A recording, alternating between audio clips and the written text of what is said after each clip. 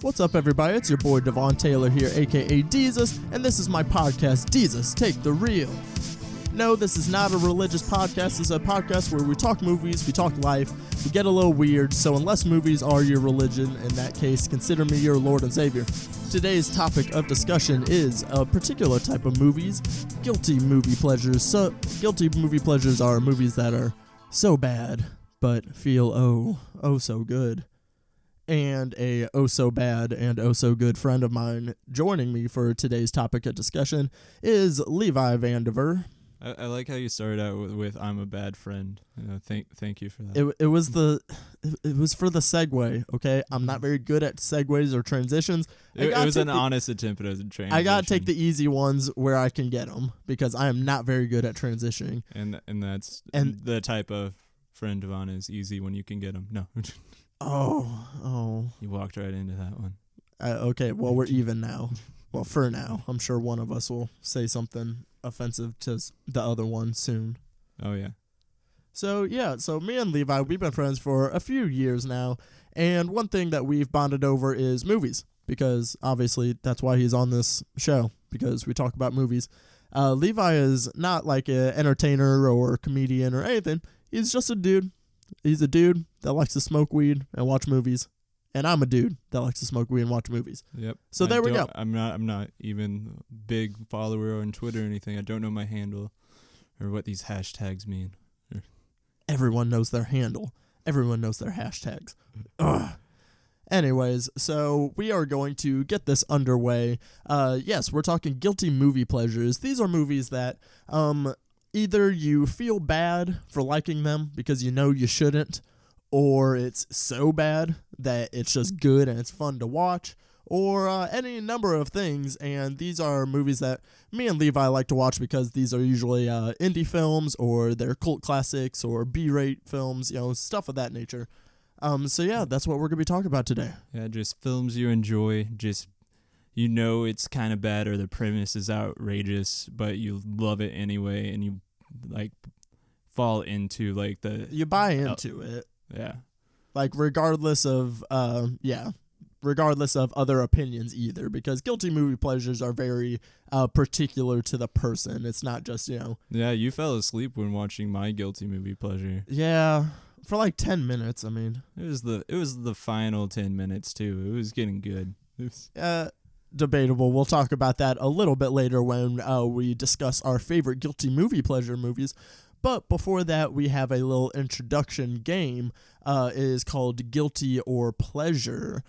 So this game, we are going to be going through the 20 as seen on ranker.com, the top 20 guilty movie pleasures as ranked by the people.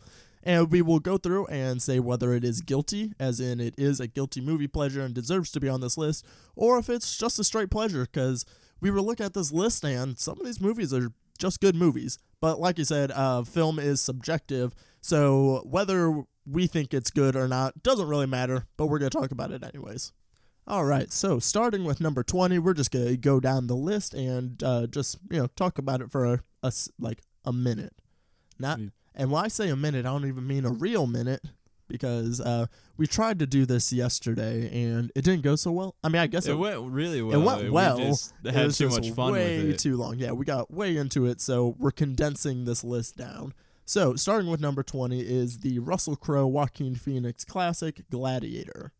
I believe that's just a pleasure. It was just a good film all over. Yes, it is a very good film, and I mean, it even, it won some Oscars, had a lot of Oscar nominations, but on some kind of level, though, you watch this movie, and I mean, it's just a full-on gladiator match. And I mean, when Russell Crowe wants to have sex with his sister, and it's just full-on gladiator. There's a lot of stuff, and you just accept it going on because it's the adrenaline. It's very thrilling, and Gladiator is very yes.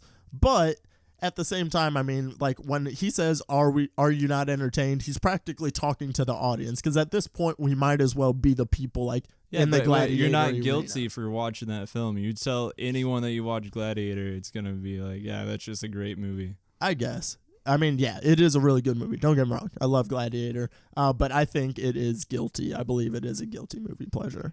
Next up at 19, this is Ace Ventura, the Pet Detective, the very first one. That is just a guilty movie pleasure. It's so outlandish and like out there, but you're still just having such a good time watching it. I say the first Ace Ventura is just a solid movie. I think it's just a pleasure. It's a good comedy movie. It's a comedy classic. I think Ace Ventura, When Nature Calls, that's the one that people don't like, which I absolutely love. That is a total guilty movie pleasure. I agree there as well. Next up, at 18, Reese Witherspoon in Legally Blonde.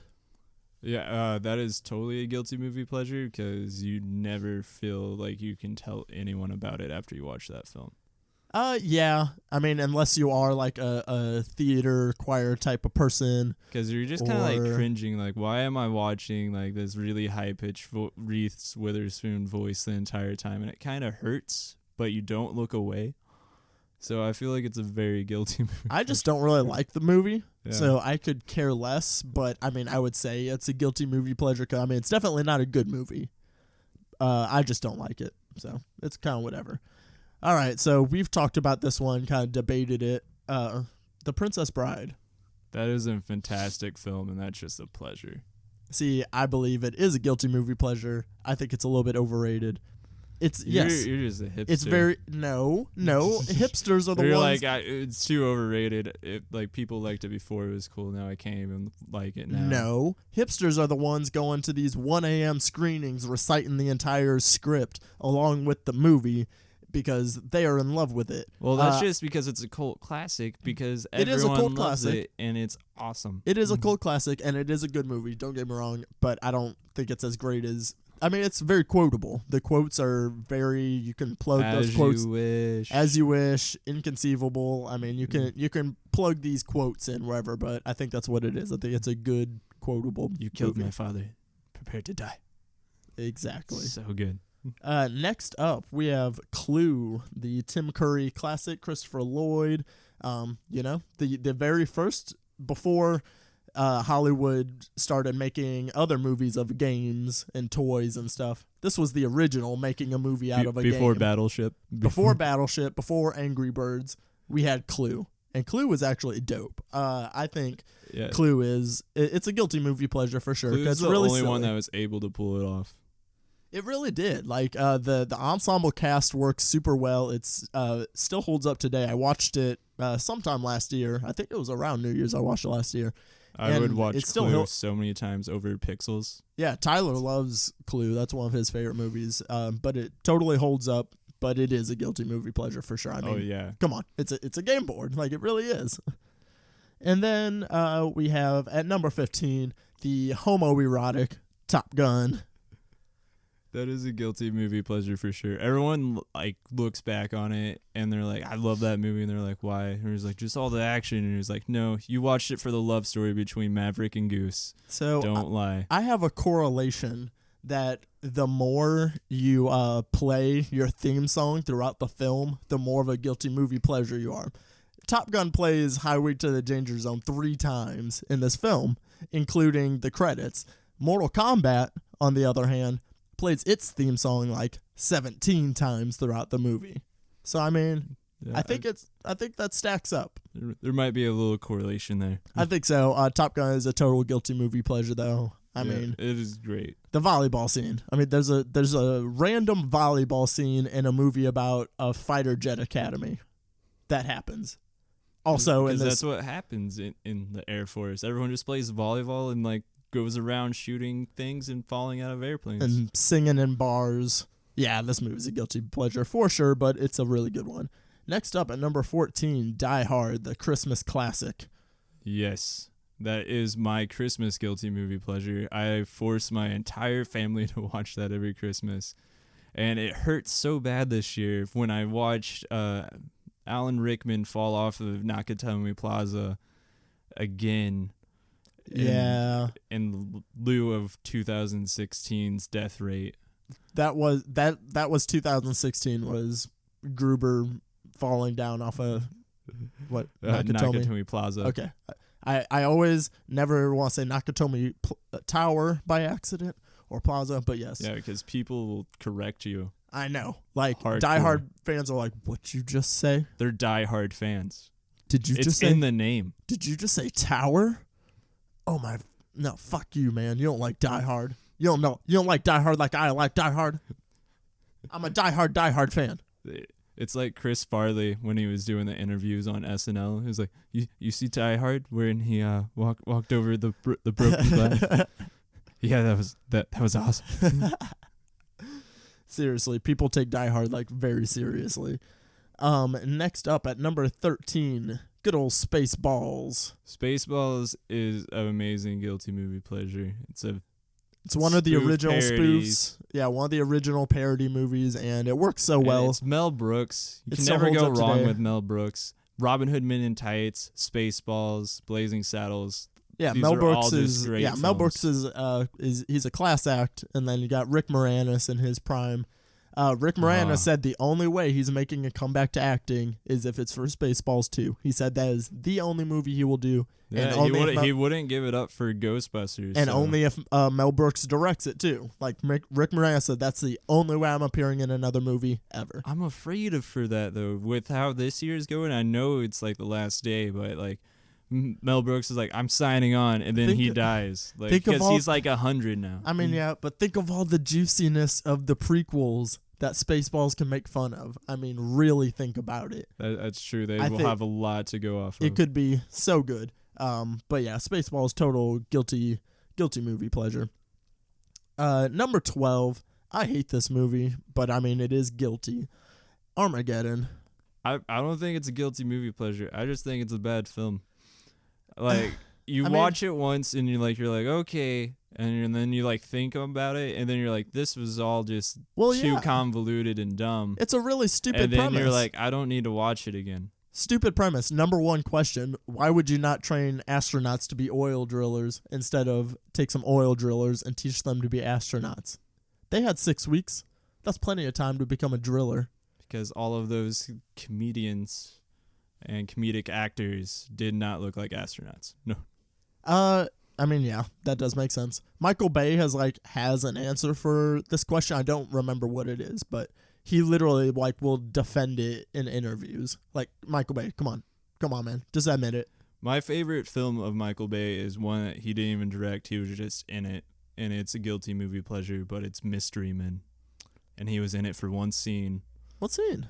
When fucking they had love all Mystery Men. the gangs at the table at the very end, and okay. the evil doctor, and like he was the head of the frat fraternity that got suspended for lethal hazing. And he's like, "Can we bring the brewskis?" And it was his only line, and it was my favorite Michael Bay film. Oh, I didn't know that was Michael Bay, but that's awesome. But no, that's not a Michael Bay film. Well, yeah, that's why a Michael I like Bay it. cameo. Yeah, that's why I like it. But yeah, I don't like Armageddon. I think it's a stupid movie. There's a sex scene with Liv Tyler as her father serenades over the sex scene. Yeah. Next up, we have a Nicolas Cage classic, Steve Buscemi. We got John Malkovich. It is Con Air. Con Air is just a great movie, and it is a guilty pleasure. It's a total guilty movie pleasure. Because you're just like... I mean, Nick you're Cage's like, hair. You feel bad, but you love Nick Cage's performance through that whole thing, and his hair blowing in the wind. It is a tremendous performance, and it was not too over the top. I think it was a great film. Yeah, that's one thing we're going to talk about a little bit after this game is... Bees! No. That scared the shit out of me because You're like- I wasn't even looking in your direction. Fuck. But Nicolas Cage, he is a guilty movie pleasure like juggernaut. Like he's there's many people that appear on this list more than once, and Nicolas Cage is one of those guys. But yeah, Con Air, literally the description of the movie is the title. It's cons in the air Yeah, taking over a plane. that was them in the pitch room. They're like, Con Air. And they're like, are you going to tell us anything else? And they're like, I did. No. Oh, yeah, I did. It's ambiguous. Okay, so we're into the top 10 now. Coming in at number 10, we have Bill Murray, Sigourney Weaver. It's Ghostbusters. Yeah, that's just a great film. It's not a guilty pleasure. Everyone loves Ghostbusters. If you like the new film, that would be a guilty pleasure because that was terrible. Or I'd say it's the same as another Ace Ventura situation. The first one, I believe, is just a comedy classic. It's just a good film. The second one is a total guilty movie pleasure. I love the second one too. In both cases, I like the sequels more than the first. Yeah, you get the whole Statue of Liberty walking in the second one. Exactly. It's great. Which one did Ghost Job happen? Ghost Blow Job. That was the first one. Is that the first one? Dan Aykroyd got like ghost blowjob in the first one when they're like just sleeping. Okay, I was gonna say. And I mean, that's the like weirdest vinegar stroke face. Well, I was gonna say that's like the ultimate guilty movie pleasure scene, and I assumed it was in the second one. But if it's in the first, that's in the first one. Well, then that's the reason Ghostbusters is on this list. Coming in at number 9, I already know the answer to this one. Starship Troopers. Total guilty movie pleasure. Total guilty movie pleasure. Fucking Neil Patrick Harris. Yeah, Neil Patrick Harris, Casper Van Dyne. Yeah, Starship Troopers 2 was okay, but Starship Troopers 1 is it's a dope movie, and the practical effects were awesome. But yeah, it's total I guilty will movie watch pleasure. that anytime it's on. Oh yeah, it totally is one of those Sci-Fi Channel TNT movies that's like, oh yeah, here I'll watch Starship Troopers for a bit, because it's just it's fun to watch. Next up at number 8, we have Keanu Reeves starring 2, not 1, 2 guilty movie pleasure juggernauts in Patrick Swayze and Mr. Keanu Reeves. Yeah, I have seen Point Break. Do I remember a lot of it? No. I am an FBI agent. I mean, come on, that's as good as it gets with Keanu Reeves. The Conviction. That movie also has fucking Gary Busey. Well, yeah, Gary Busey, that crazy. Gary Busey is a guilty is a guilty pleasure in himself. Like, because that dude is just fucking nuts. That's a creepy dude, and I don't ever want to get on his bad side. That was when Gary Busey was like on the brink. He wasn't crazy yet. He wasn't quite over the edge, but he was almost there. Yeah. Maybe he was at his point break. Boom. You really you did it. You're went welcome. For the line. Number 7, we have yet another guilty movie pleasure juggernaut, Mr. John Travolta in Grease Lightning. Yeah. And then it goes right back to, it was like, I think the sequel's even guiltier of a movie pleasure, like going off of what you're, Grease 2. No. That movie was just bad. Grease 2 is fucking horrible. Grease 2 doesn't exist. We don't talk about Grease 2. I've watched them all so many times because my parents were fanatics. It was just, I can sing you every song. Of Grease 2? Of Grease and probably Grease 2. I don't even know. I mean, Beauty Grease. School Dropout? Grease, that's or was that in Grease? That's in Grease. My bad. If you can sing all the words to Grease, that's okay. Because, I mean, it is a total guilty movie pleasure. But if you know the words to Grease 2, or even half the words to Grease 2, I know how the scenes play out. You're dead to me.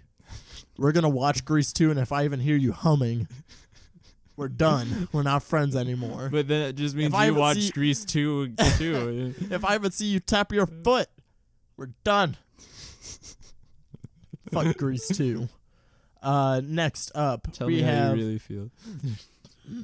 No, I could spend. They had motorcycles in that one. I could spend a whole podcast complaining about Grease 2. Okay, we need to get through this list though. Well, you brought up fucking Grease 2. I'm sorry. It's Grease. It's the next thing to go off of Grease. It was weird transitions, remember? Again. Grease 2 doesn't exist. Next up, Dirty Dancing, starring Patrick Swayze yet again. He has 3 entries in the top 20. Yeah. Patrick Swayze, what a man. But Dirty Dancing, total guilty movie pleasure. Yeah, guilty movie pleasure. No one puts Baby in a corner, for sure. How old are they at this resort? Like 17. Are they? No. Because I feel like any movie made back then, like the 17-year-old was at least 23. I feel like they were, but like I feel like even in the context of the movie, I was like, are they in high school? Like I'm pretty sure they're adults. You're okay with it. You will not go up to Patrick Swayze and be like, "Oh, you can't do that," because he will rip your throat out. Shh. Spoilers. We're not there yet. Coming in at number 5 is The Lost Boys. Lost Boys is a fantastic film. I think that Lost Boys is a straight pleasure. I think. Yeah, I think Lost Boys is a really good vampire cult thriller. I really liked it. Yeah, I love that whole transition. And then you got the old Coreys in it. I mean, if you keep watching the Lost Boy franchise, it turns into something. I'll say that. But the original Lost Boys I think it's just a fantastic classic film. Yep. And I would say the same goes for this next one on the list, The Breakfast Club. What do you think about that being on this list and being this high? Yeah, that's just a good movie. No one's gonna get mad at you for watching The Breakfast Club or be like, "That's a bad film." Like I get it. Like that detention was really long, and a lot of that wouldn't happen, but you just believe it because it's John Hughes' world. They don't have drugs. And that's the best thing, though, I think, is because it's just a very well-told story. Like, it's well-acted, the way that it's all in one location. Like, I could break down The Breakfast Club as a film. I am mad at the scene where, like, Emilio Estevez smokes weed for the first time and then goes on a rage dance through the library. That's awesome. Yeah. But you look back on it, you're like, that. What? That's not what you do when you're on the pots. You don't just want to dance sometimes? You don't get so high you just want to dance? Because I do that all the time. Play some music. I just want to dance, guys. I just want to. Fuck yeah. If I'm home alone and I'm just like getting real stoned by myself. Well, that's risky business. You're just sliding across the floor then. Hey, I'm just rebutting your accusation that weed doesn't make you want to dance. I think it makes you want to dance. He screamed so loud he broke the window. Okay, yeah, that happened. I did totally forget about that one. Next up at number 3, we have The Goonies. The Goonies is just a great film. I am really mad that they cut out the giant squid fight scene out of it. I've seen The Goonies one time.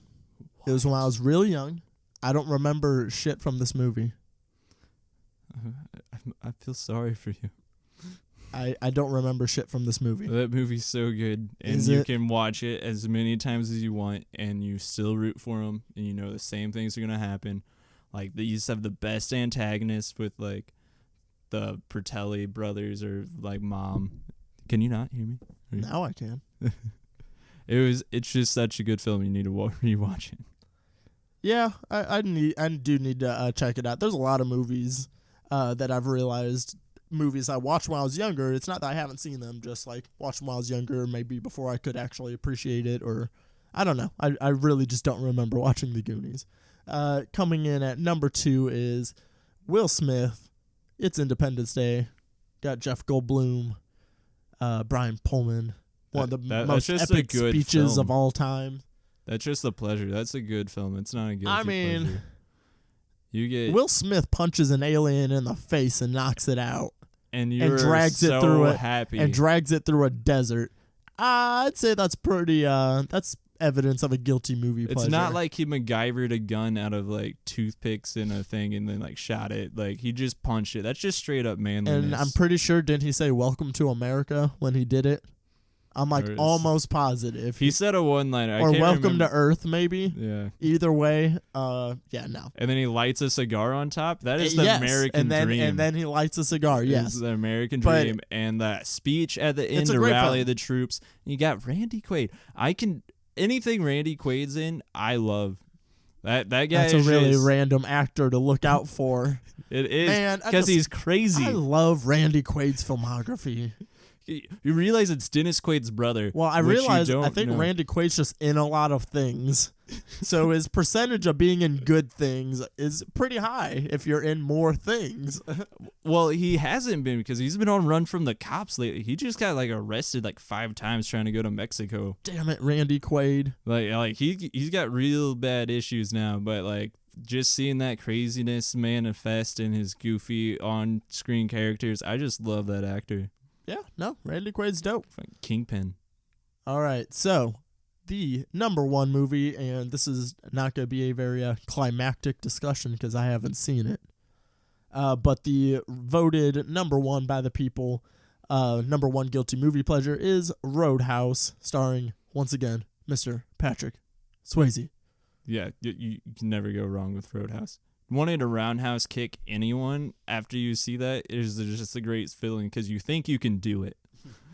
And that confidence there, that just fills you up with joy. I do love you movies love Roadhouse, and then there's a random like nudie scene for when like you're a kid, like looking at like him just beating up people, like this guy's awesome, and then you just see like tits run across the screen, and they're like, close your eyes, and you're like, too late. But your mom never tells you to close your eyes when like you see Patrick Swayze's ass. She's like, oh, you're okay. Yeah, that happened a lot. Point. That. I mean, I think that's never mind. I was going to say something that was going to sound real bad. So never mind. This is going to get real weird. It was going to get real weird. I don't know if we're ready to get that weird yet. But that will go ahead and close up our game, Guilty or Pleasure. So next up, we are going to talk about, like I said, I kind of want to talk about like some of these actors that pop up in lots of Guilty Movie Pleasures before we talk about our picks. And then we'll talk about our picks. So coming back from playing that game, as you can see, like in the top 20, there were multiple people that popped up more than once. And these are people that kind of specialize in Guilty Movie Pleasures. They appear in a lot of them, and they're always entertaining. You got the John Travoltas, you got the Nick Cage, Keanu Reeves, Pat Swayze, who are a few other ones we got. I'm not sure about the list because I didn't memorize everything, but yeah, Well, no, not just the list. I just mean like in general. You got Jean-Claude Van Damme. Yeah, you got Stallone. The action heroes. The action heroes that are in so many films. Schwarzenegger. That, like, some of them are great. Yeah, Schwarzenegger. What about Bruce Willis? Would you consider him a guilty movie actor? Has he done enough of them to like kind of earn that prowess? Yes, with like the whole 9 yards and all that. I think that's a guilty movie. Yeah, he's in. Yeah. What about who is it? There was another one that was on the fence who I was kind of thinking about. Jason Statham is totally one. I'll say. Yeah. If like Crank, High Voltage, and like stuff like that, or you think he's a guilty movie pleasure, or like just like he's in just some good films, like because I remember we saw on the list that he was on Transporter. Transporter is just and that's a good just one. a good film. But then you got movies like Crank or Crank 2 that I definitely consider both guilty movie pleasures. I just think those are bad films. No, they're not. I never not. want to watch them. You shut your mouth before Jason Statham punches you so fast because he has to keep his heartbeat. Well, you haven't seen racing. Roadhouse, so I'm just going to rip his throat out like Patrick Swayze. Pat Swayze from Roadhouse versus Jason Statham. Go. Pat Swayze every time. I don't know. I think Transporter. Red shirt. I think Transporter Jason Statham could take him, and I haven't even seen this movie. But yeah, you have people that kind of specialize in these movies, and what makes them like so enjoyable to like watch, like because I mean my favorite is definitely it's Keanu Reeves, like without a doubt it's Keanu Reeves, because the thing with Keanu Reeves is he does a thing because he is acting. I will say, like, people say he doesn't act. People say he just like reacts to things and says, "Whoa." Keanu Reeves is acting, okay? Like when he was in Much Ado About Nothing. That's not one of my favorites, but yeah, it was weird to see young stoner Keanu try to become an aristocrat because you've only seen him be a stoner before. I mean, I guess, but Keanu Reeves, like, he does this thing with his acting and the way that he delivers lines, especially in movies where like his lines are very limited, but he just like it's just the way he says them, and you're just like, oh yeah. Fuck yeah, Keanu Reeves. Well, is like I think older Keanu Reeves in his career is just an amazing actor, and he delivers everything great. Young Keanu Reeves, like I just went in there to see him, was like, whoa. Well, yeah, I mean, Bill and Ted, he's obviously not putting on a acting. Both of those films are amazing. He's obviously not putting on an acting workshop. I'm just saying, like, even I'm talking about like now too, like, because he's kind of made a comeback. He's had lots of appearances. Knock Knock was a fantastic film. Knock Knock is probably my favorite Keanu Reeves. Keanu Reeves as a DJ getting terrorized by two girls while his family's away after he cheats on his wife. It's fantastic. Like the scene with him sitting there tied up and he goes on his tantrum is my favorite Keanu Reeves tantrum ever. It's my favorite Keanu Reeves moment ever. I absolutely love that movie. If you haven't checked out Knock Knock yet, please do yourself a favor and do it. It is be prepared to cringe a little bit. It's but weird. It is a great film. It's a guilty movie pleasure. I mean, it really is.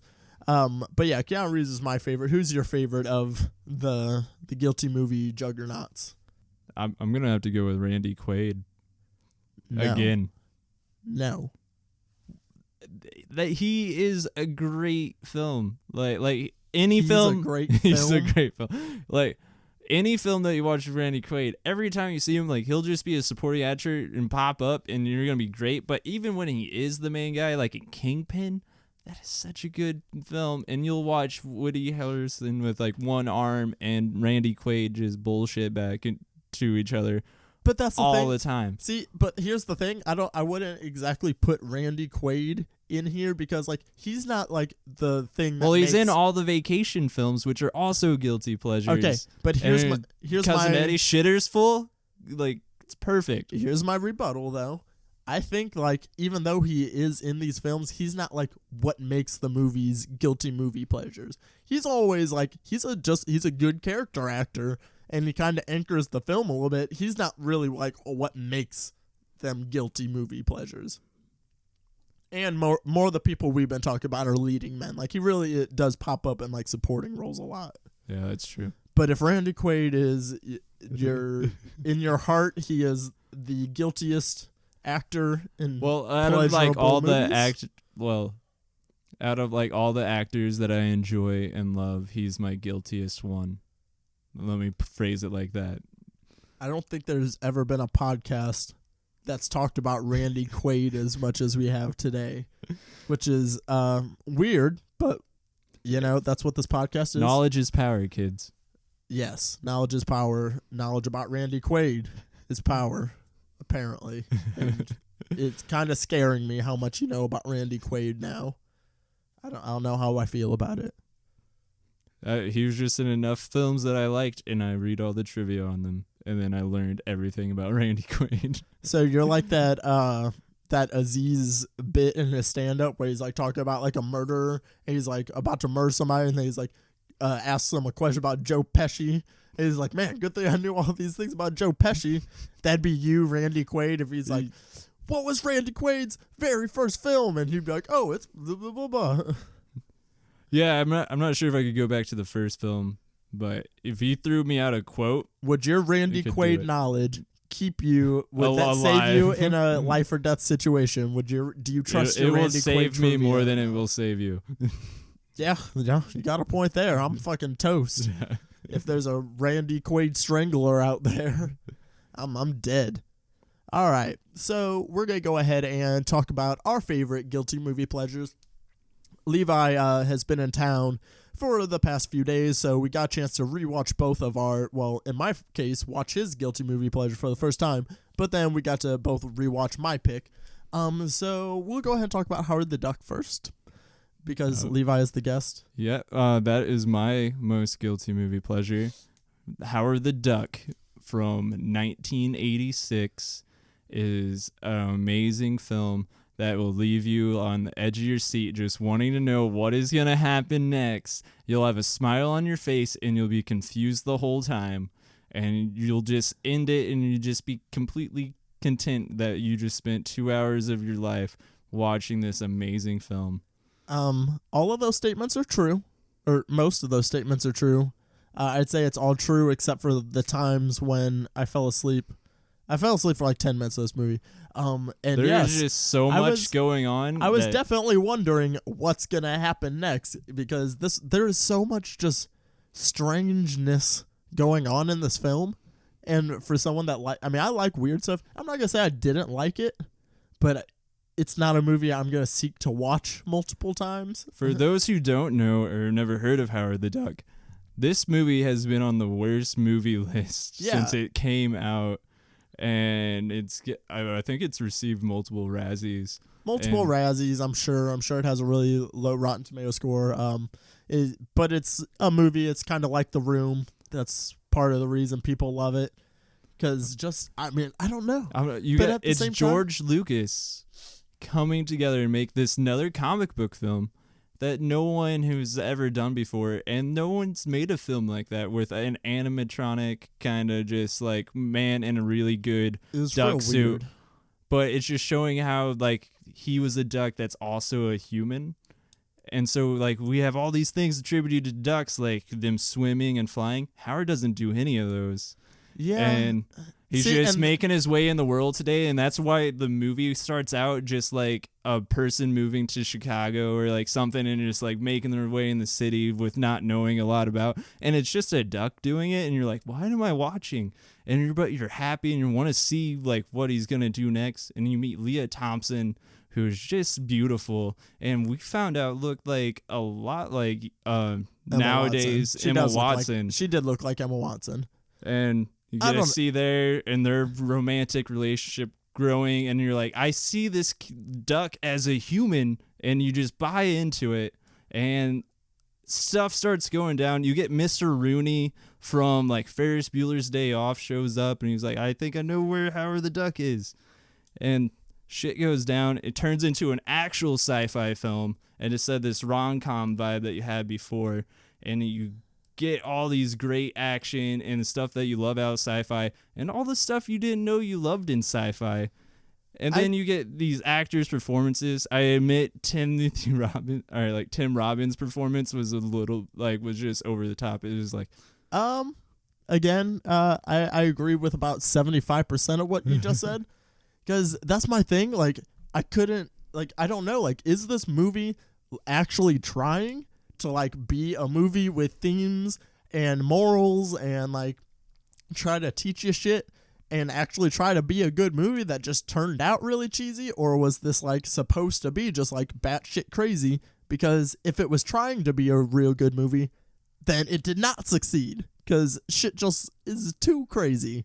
But at the same time, if it's like I just don't think people knew how to react. I'm okay with it. I think that people still don't know how to react. Like 30 years later, I'm pretty sure people still know how to react to this movie.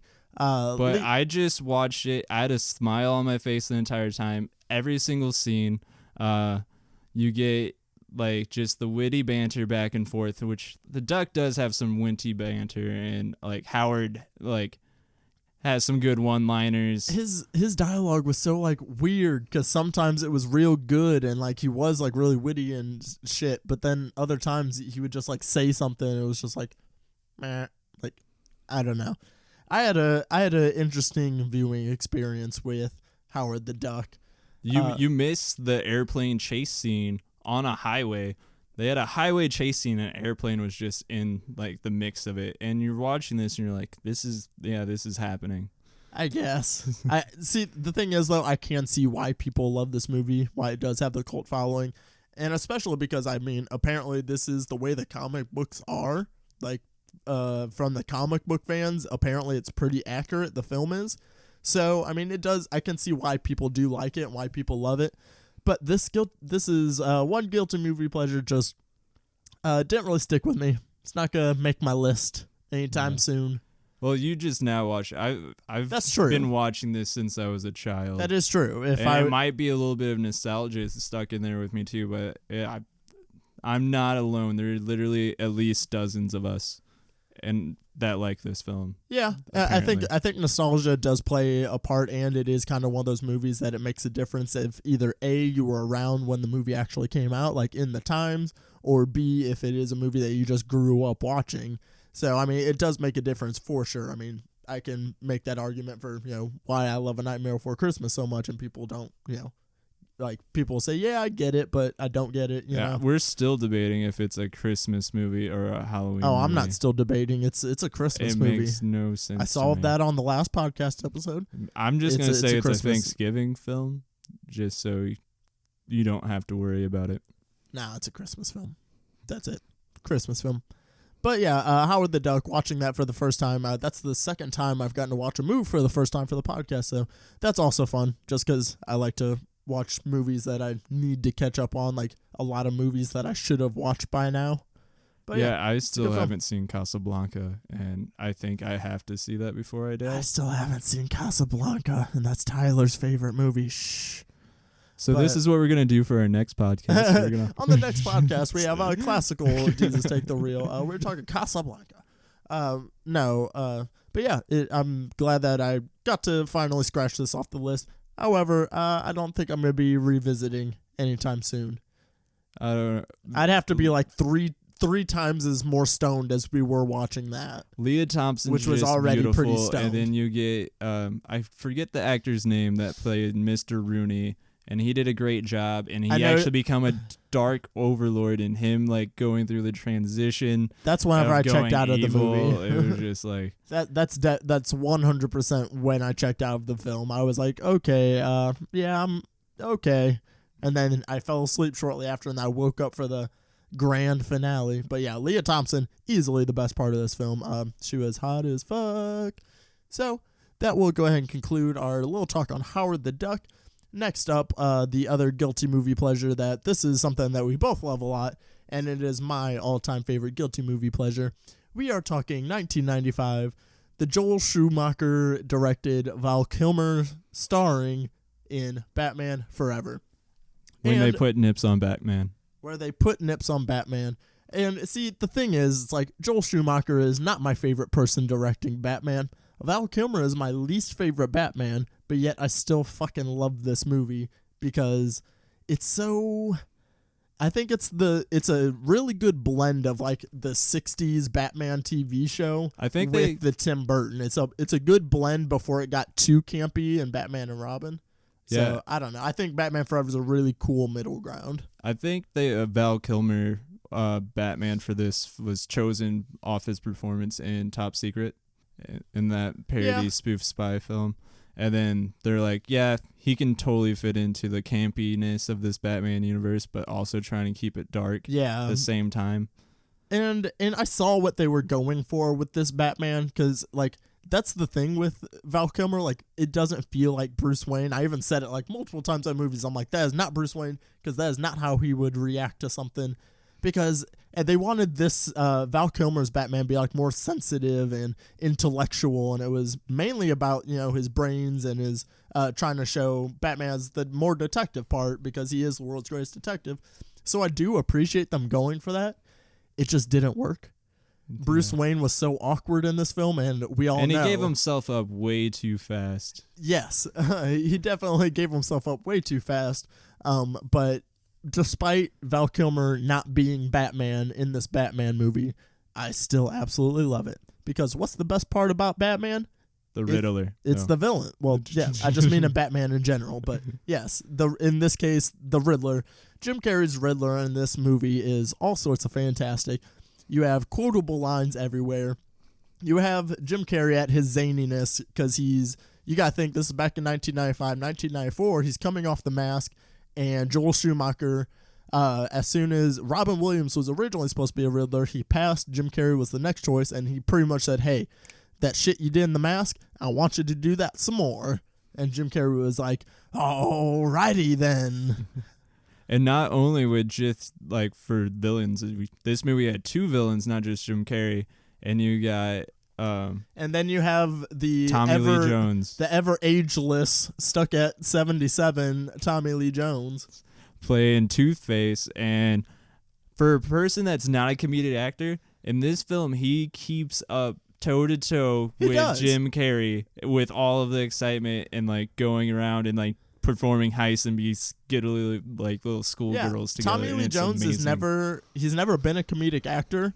But one thing in his entire career, he's always had really good Unless comedic you caught timing. Man of the House. Well, that was a terrible film. But he has really good comedic timing. Like Tommy Lee Jones always has. He hits the one-liners perfectly. I love how they committed to the bit of calling him more than one person. They always said we or you two, or he would talk to himself like he'll in drink third person. 2 glasses of something. 2 drinks, has 2 dinners. I love how they like committed to that bit, like literally the entire movie. Everything was 2 people with Two-Face. Like, hey, you get it, right? You get why we call him Two-Face, right? And they even like tried to say that the acid gave him a disease that made him think he's What? I like how they showed like the court scene when he gets acid thrown on his face, and they're like, you want to know why? It's just a straight line up and down. He puts a file in front of his face. He puts some papers over his face, on only half of his face, and it's perfectly symmetrical though. Like in the movie, his two sides are perfectly symmetrical. It doesn't look like a folder. I dispute that. All. I do. I feel like it should be at like a diagonal angle, but that's okay. Where it cuts out all of the mouth? Yeah, like Phantom of the Opera style. But he better not wear a mask. Well, no. I would get way too angry. Well, that's the point. Why would he wear the mask? You said Phantom of the Opera. But then he wouldn't be Two-Face, Levi. So you have two fantastic villain performances. You have Nicole Kidman being Nicole Kidman. I feel like it was just her. The thing is, they were trying to make her like very progressive and like feminist forward, and they did the complete opposite. They're like, she's a doctor, she's smart, she's working, she has a huge office, she takes care of herself. But she is so head over heels for Batman and so thirsty that she is willing to use his bat signal falsely and then be on the roof in lingerie. Like, she is so desperate for Batman. How's it going, Batty? I'm going to bat my eyes at you. My place. Midnight.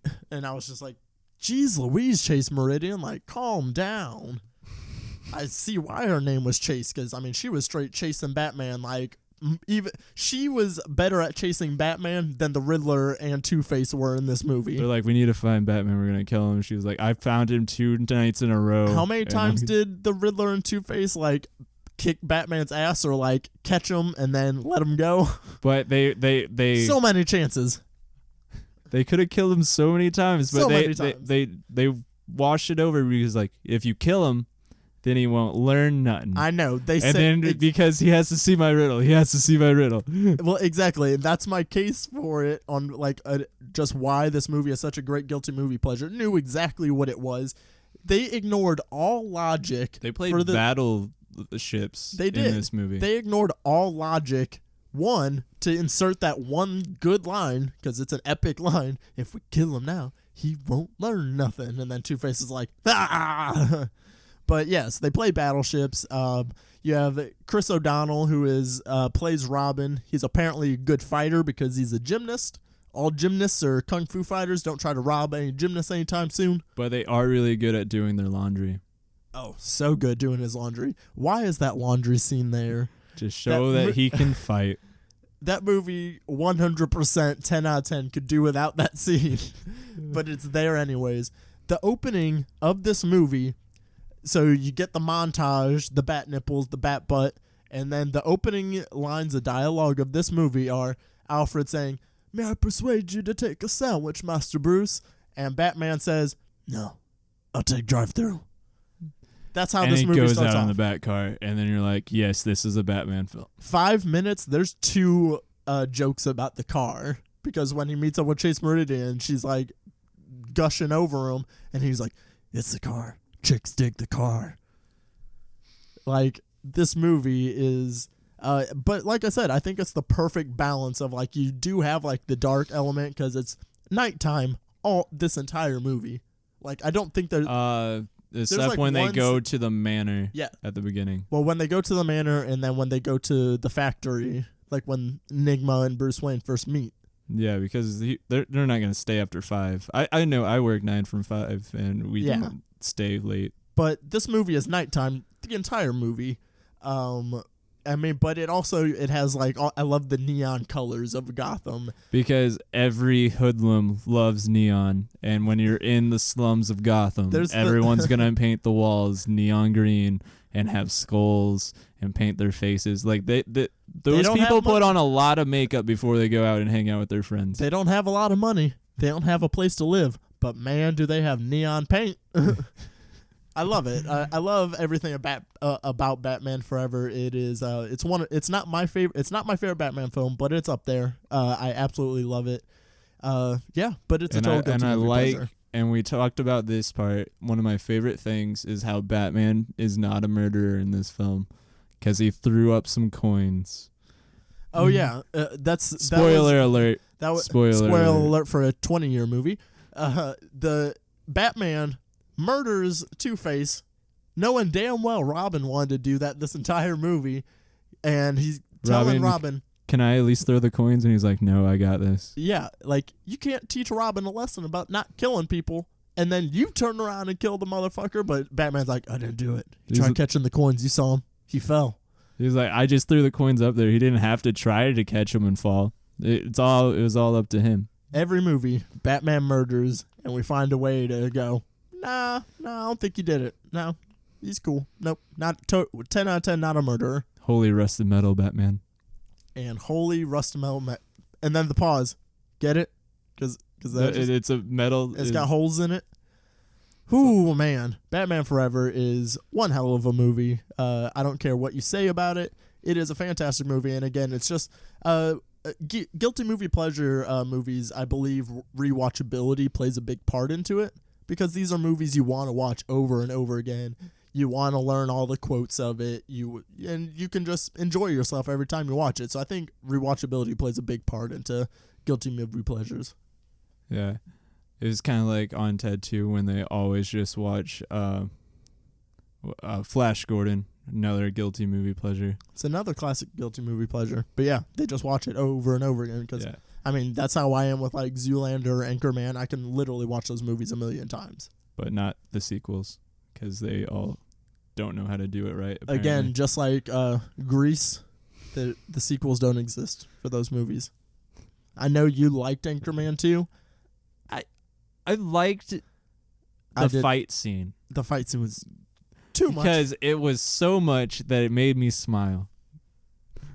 Yeah, I think Anchorman just committed the sin that every comedy sequel does. Is like, all right, let's we're gonna do everything the same but bigger. All the shit that worked before, we're gonna do it again, but bigger and better.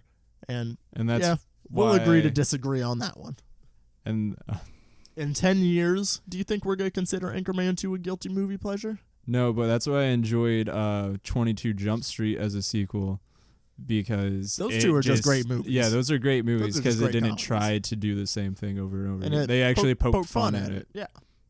So, Anchorman 2 definitely does. I do not think you'll still be watching Anchorman in 20 years and not Anchorman 2. Exactly. But in 21 and 22 Jump Street, I think those are pleasures, straight up pleasures.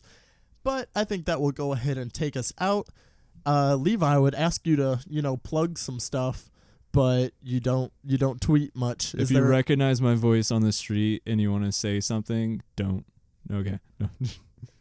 So, and you can catch me as always on Twitter at Deezus12. You can catch me on YouTube, Deezus Live. Make sure you're subscribed to either the iTunes feed or subscribe to me on my YouTube channel. And make sure on iTunes you are giving 5-star reviews. These 5-star reviews help me out big time, and they also just make me feel good. I like to read those. They kind of make my day. But like I said, it'll also ensure that other people listen to the podcast. So do those, and I will shout you out on the next podcast. And as always, you can find me on Twitter at Deezus12. You can find me on YouTube at Deezus Live. Make sure you're subscribed to the iTunes feed. Rate and review 5 stars. I'll give you a shout out on the next episode. Episodes drop every Tuesday. And you can also find the podcast on iTunes, on Spreaker, on Stitcher, Google Play Music, on YouTube, Deezus Live. Be listening. Peace out, motherfuckers.